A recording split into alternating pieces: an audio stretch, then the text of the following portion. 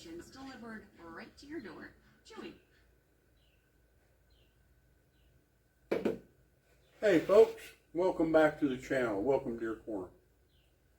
Been raining the last 2 days. Rained all day yesterday and all night. So getting out in the woods this morning. Going to be kind of wet out there. I'm going to let the sun dry some of it up and get back out. But getting moved in to the cabin number 2. Got the TV up and running. Deep freeze in. Got a few things to move out and moving into deer mounts. I got several deer mounts between my son and I and my nephew we're bringing in. My last mount I done in 2004, 2005. And it's not that I haven't taken any good deer since then.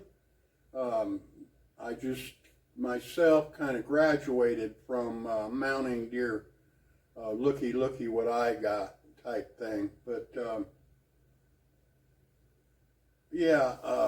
but that last mount I did, I was chasing that deer for quite a while, hunting that deer. And I just made a mistake that just about caught that deer, and that deer got away. And let me just back it up, but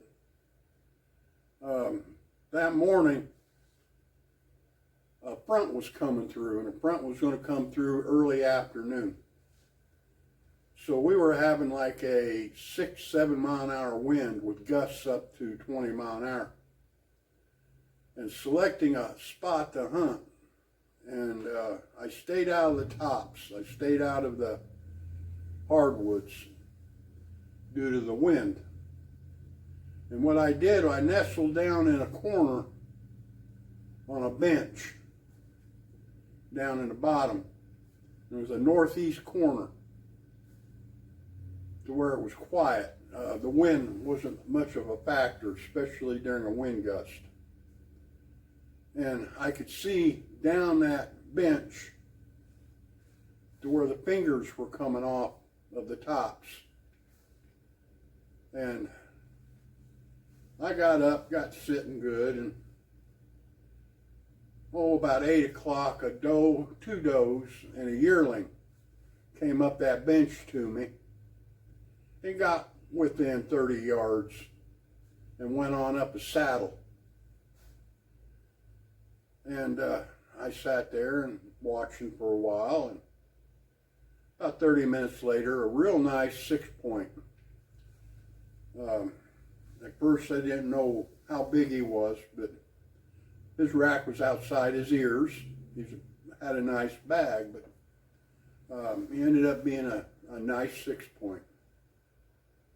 And I watched him, and he followed the same routine them does did. Came up to me, then made a right turn and went up that saddle.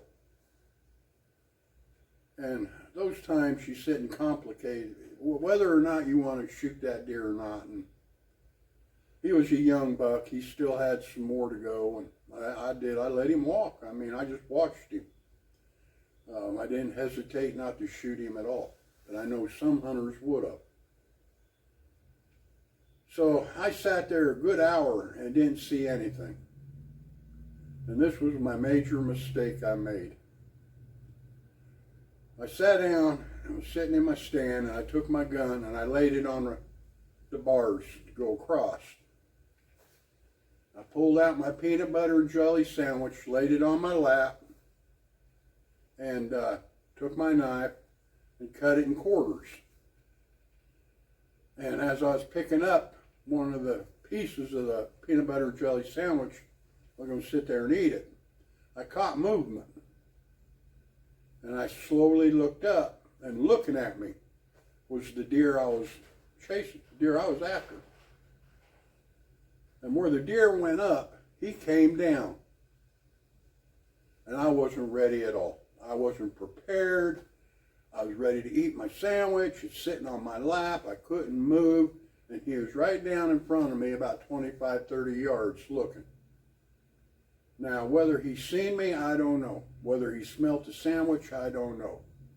But when he come down and was up looking, I could not move. I was stuck. And I don't know if you ever had that feeling before. A lot of deer hunters, if you deer hunted, it happened to you. So he slowly made a left turn and was going the same direction them other does and that buck came down along. But he, if you know a deer, they'll twitch their head just enough. If you could see just a piece of that eyeball, that deer's watching and looking. And he knew something was up, and I believe he knew I was there. And it's a very nice deer. And I just sat there froze. I couldn't reach for my gun. I couldn't. And he went around one point, one finger. And that's where I got lucky. It was just sure luck.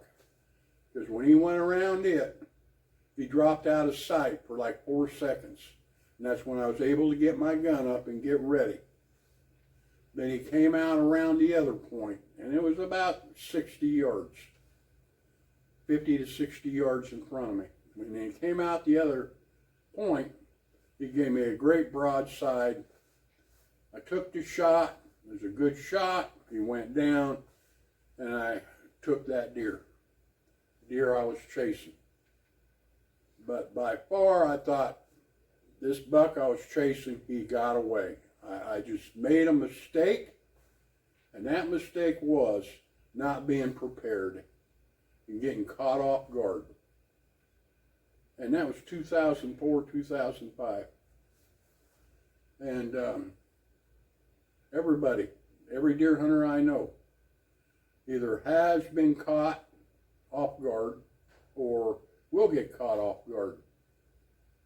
And no matter how you're hunting or where you position your stand or your ground blind or your sitting, there's a reason you selected that spot. It may not be the best spot to choose. You may have a better spot to go to, but that spot you choose, you chose to sit at and hunt. There's a reason you did that. Therefore, you need to hunt that like it's the best spot in the world all day long. You need to be ready. That deer almost got away from me. And I may have never got another chance of getting a deer like that again. But I got lucky. So being ready, being prepared. I see a lot of videos, a lot of YouTubes. I'm watching one now out off the hook outdoors. I'm catching up on some of his here while it's raining. He's got a lot of good information about fishing and hunting, and need to watch his channel, but I'm catching up on his. But he will also tell you you have to be prepared and have to be ready. Things happen, and they happen quick. But like I said, it don't matter how you're hunting, where you're at, but you have to be prepared. Things happen and happen quick. So that's a mistake that I try not to make. It's hard to do. You'll see videos where people are taking their guns and putting it on a gun rack, taking their hand off of it, or they're taking their bow and hanging it on a tree. They're not ready. Your hand has to be on that firearm or on that bow. You have to be ready, because a split second that deer can come out and you won't know it, and you're not ready. And like I was, caught in the stand, but I was lucky. I had luck on my hands that morning. So I just want to bring this along and try not to make that mistake.